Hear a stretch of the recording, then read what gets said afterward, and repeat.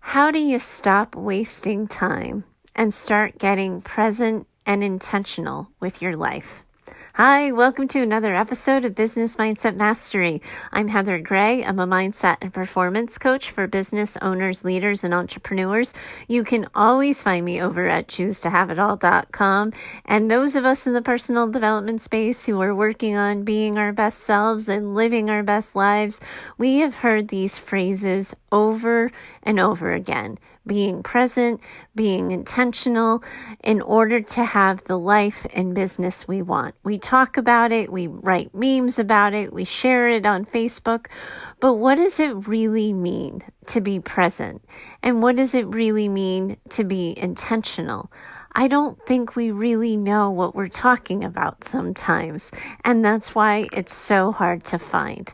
So I'm going to try to nail it down, get into the nitty-gritty, and find you on the other side to talk all about it once we dig into today's listener letter.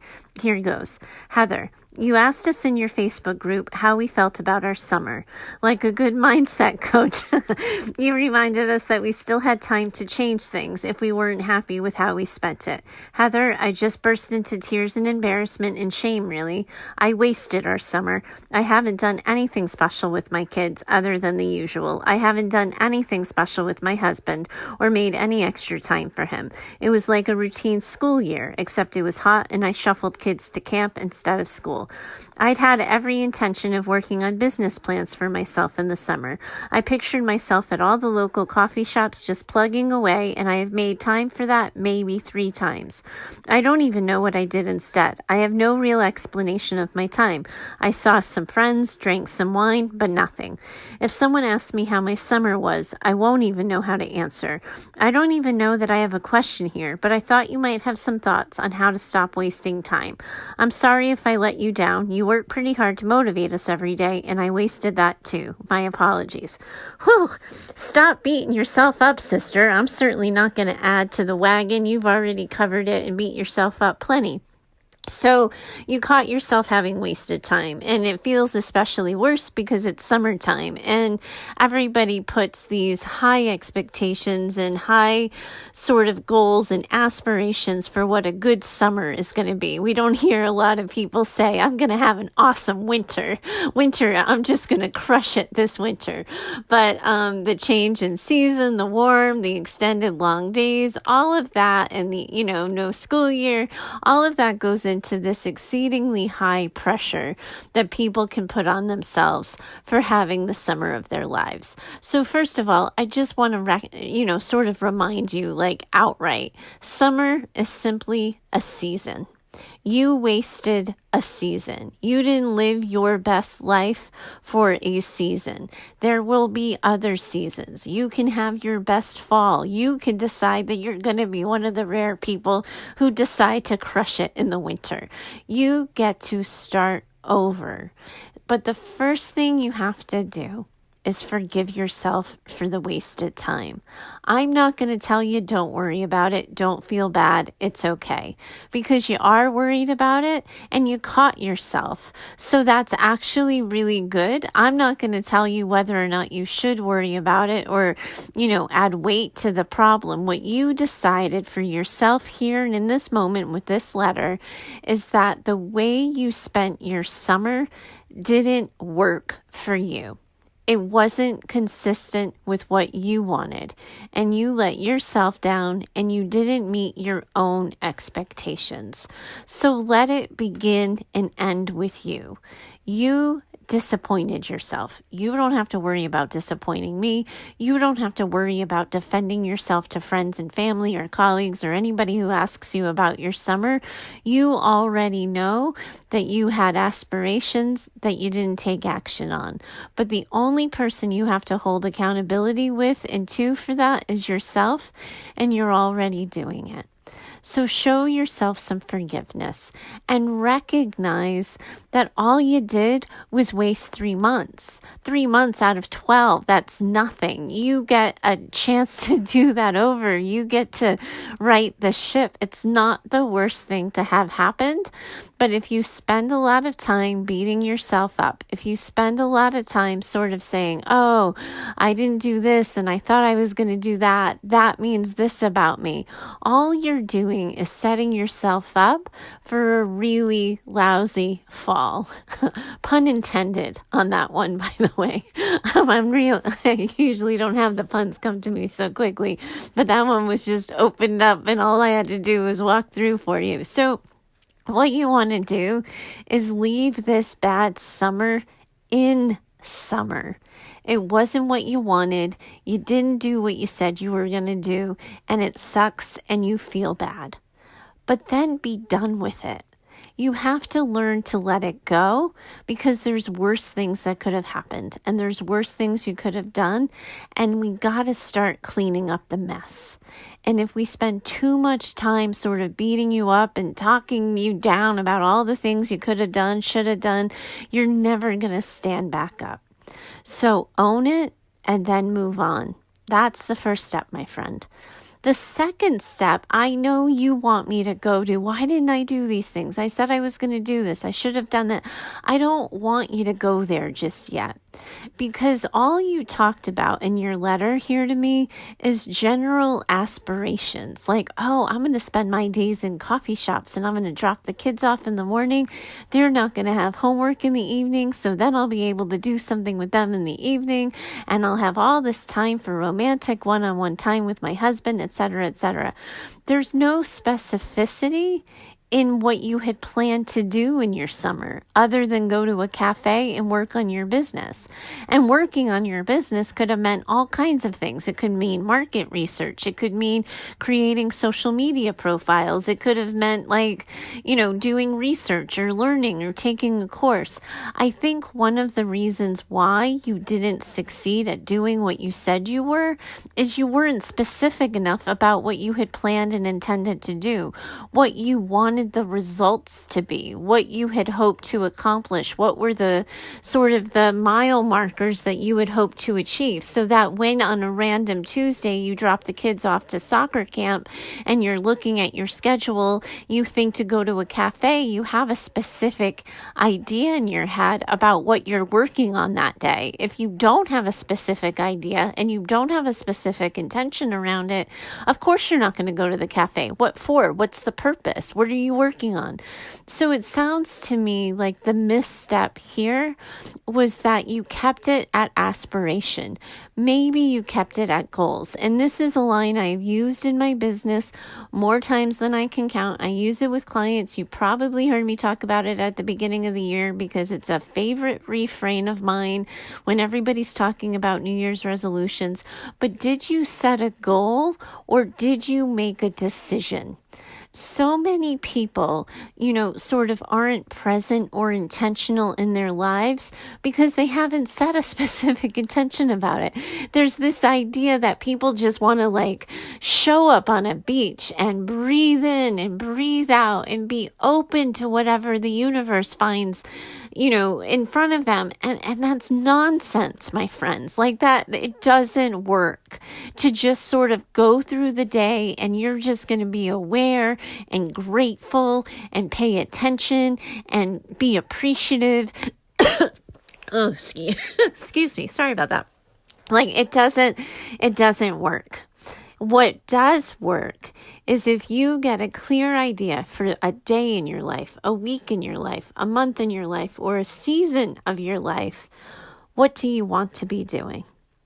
If you were already the person you wanted to be and the life you wanted to have, what would you be doing? What would you be accomplishing? And how would you be spending that time? You got to get specific. And sometimes your goals and your plans for yourself are going to be intensely personal.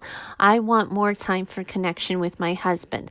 I want more, one-on-one time with my girlfriends that don't have two kids in between us. I want to get more physically fit. I want to work on my new hobby, etc., etc. But if you just say, it'll be nice to spend more time with my friends. It'll be really great to be able to catch up with my husband and not talk about chores. And you don't get specific about it, and you don't start to plan it and make it happen and schedule it in and just hope for it to happen. It largely won't, because we as humans don't really work that way. Any single time my husband and I have said, oh, we got to learn more about the area. We just moved here a little over 6 months ago. We still don't know all the great places to go and hang out. Then that's just this idea. It's like the same thing as saying to somebody, oh, we really should get together sometime. It'll be nice to catch up. But if we don't follow it up with a plan, if we don't make a decision for who we want to spend time with and when we're going to have that dinner and where in the new neighborhood we want to go and explore, it just doesn't happen, because we're creatures of habit. So we're going to slip into the old routines. We're going to and my husband and I have caught ourselves doing this now that California is a little less new. The way we lived our lives back east is kind of becoming the way we live our lives out west, even though when we moved here, we really wanted to shake things up and do some things differently. So the only way that works is for us to decide, on a Wednesday, what are we doing this weekend? What do we want to accomplish? Where do we want to go? What do we want to see? What's missing from your letter here is that you didn't do that. You didn't say, for this summer, these are the specific things I want to do for my business. These are the mile markers I want to make. These are the benchmarks. These are sort of the steps. You didn't map it out, so it didn't happen. And it sounds like you just assumed that because summer hours are different and things are a little more relaxed, that of course you and your husband would have a date night or two, and that of course you and your kids would go on some fun adventure or, day trip or something. That doesn't happen without a specific intention. So that's really the key here. So yes, you have to dust yourself off for time wasted, but you also have to look at, for the fall season, what do you want to accomplish? What do you want to do? What do you want to have your story be, or your letter to me be, at the end of the 3 months of fall? How do you want this to go? And what do you want to have happen next? That way, each day, you can do a review process of, did I get myself closer to the life I want to have and the business I want to run, or did I move myself further away? I said I wanted to be more A, B, and C and do more X, Y, and Z. How did I do that today? Because step 2, after you set the intention and make the plan, if we look at intention as step 1, make the plan as step 2, that's fine too. Step 3 is evaluate.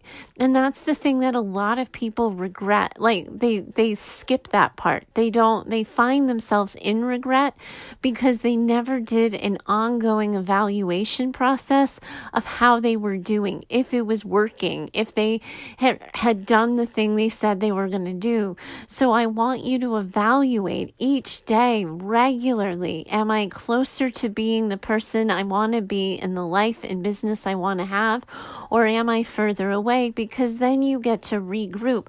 Then you get to rechart the course or add more details or make a specific plan, and you avoid regret because you're so in tune on a daily basis that it takes just little micro pivots and you don't have to erase the clean slate. Now, the next part of this, to not waste time and to have the life and business you want to have, the first step is the intention and making the plan and reviewing it.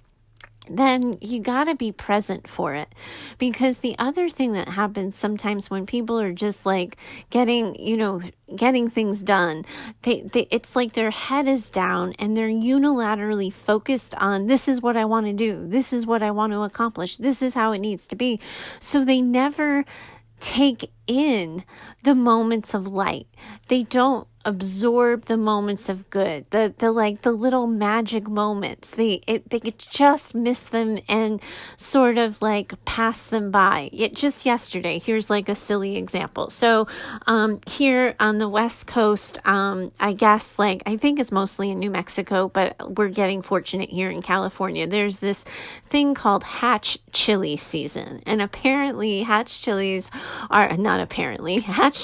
are these just spicy green peppers that kind of look like Anaheim peppers. If those of you who have seen those peppers know what I'm talking about. But one of the things in California that my husband and I have been super excited about is all of the different sort of Spanish and Mexican ingredients we have access to now that we're on the West Coast. And so when these hatch chilies came to town, everybody, like there's signs in the neighborhood all about it, and you can smell the roasting from a few streets away.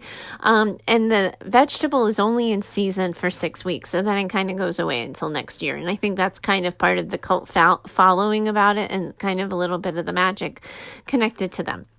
So I bought a batch of them a couple of weeks ago, and I roasted them and put them away. And then yesterday I had some free time. So I went back to the market because the season's almost over, and I grabbed another, 2 or 3 pounds of them to roast up and freeze so that anytime we need a spicy sort of dish or whatever, we have these really cool peppers available. So I was bagging up these vegetables. This is becoming such a long tangential story. I'm sorry.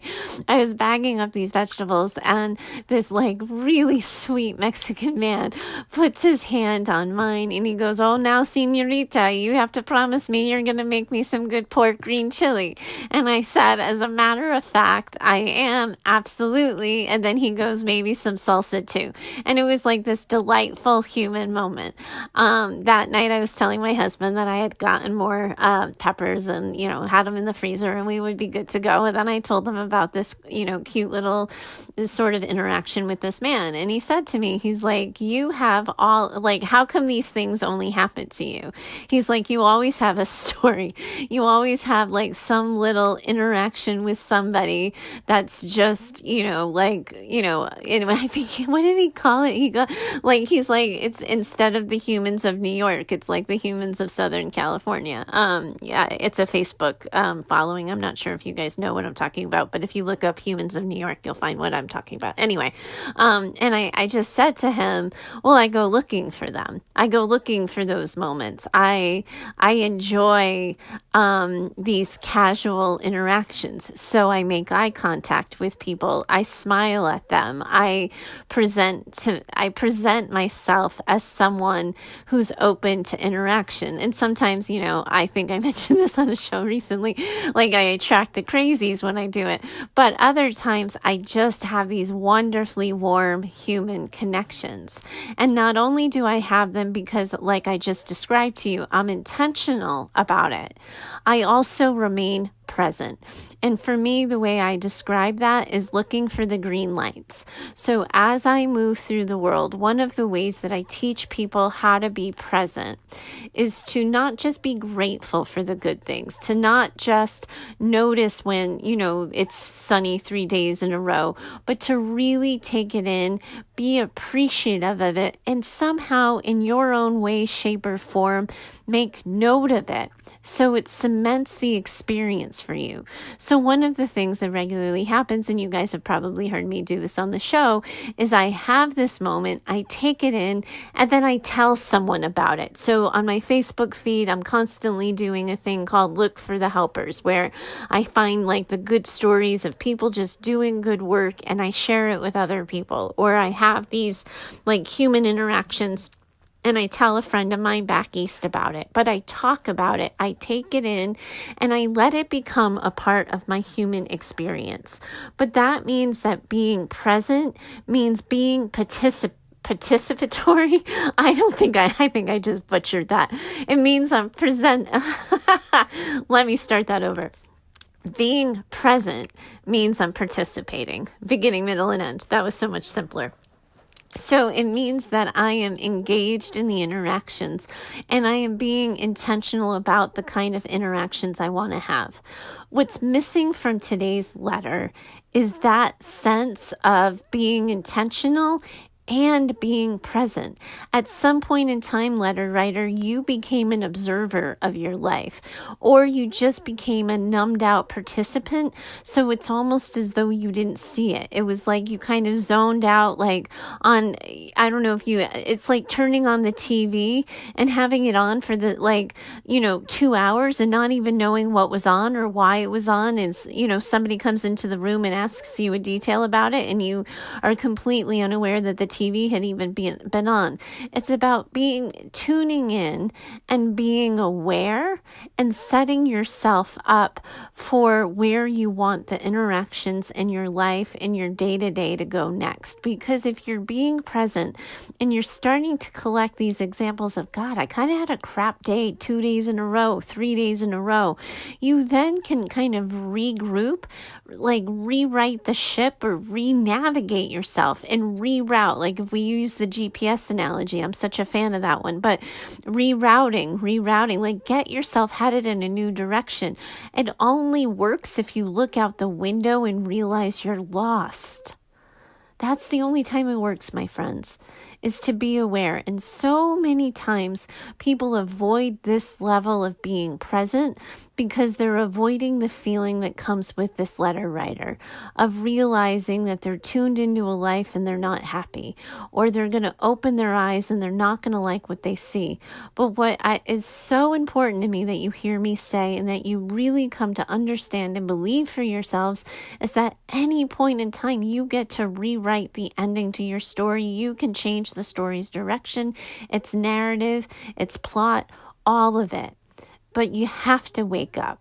You have to tune in, and you have to decide where you're going next. You can't just have a goal. You can't just have an aspiration. You can't just have a wish. You have to make a decision and back it up with a plan. So, dear letter writer, we are only in the middle of August. So what I would really like and what I would really wish for you is with the next, we have like another week and a half or so of the month, I think. Oh, actually, we're 3/4. Sorry. You are a little short on time before Labor Day weekend, right? And miss back to school. I think you only have a week now. I'm looking at the calendar and going, oh, wow. It was the middle of August, I think, when I put that post out on Facebook. So you have a week. Make it the best week. Like, dust yourself off. Recognize that, like, you didn't do what you wanted to do. You didn't spend time the way you wanted to spend it. Fine, suck it up. But how do you want to spend the next week?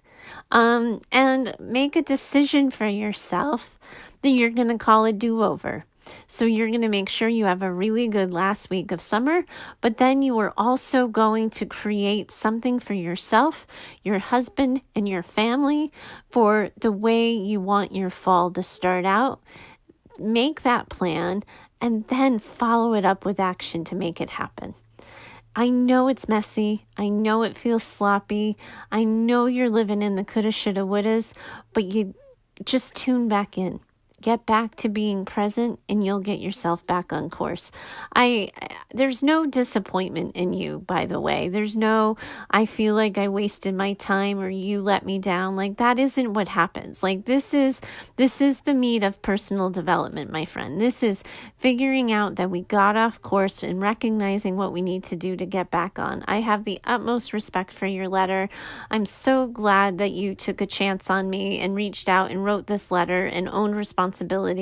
And I hope I got you on a new course and a fresh start. And I hope you really feel set up for success this fall. Thanks so much for reaching out. Anybody else who needs my help or my guidance, you can always find me over at heather@choosetohaveitall.com. As you head into the fresh start of a new school year, if you don't know where the heck you're going or what the heck you want to do, and you need some help figuring out what good goals are or what a good plan would be, it might be a good idea to book in a session with me or figure out how we can work together to set your fall up for success. I'm going to go ahead and include a link to an introductory call with me in the show notes so that we can connect and we can talk about how I can help you live your best life and run your best business whenever you're ready to do it. Thanks so much for joining me today. I really look forward to talking to you next time. Bye for now. The podcast you just heard was published with Anchor. Got something you want to say to the creator of this show? Send them a voice message using the Anchor app, free for iOS and Android.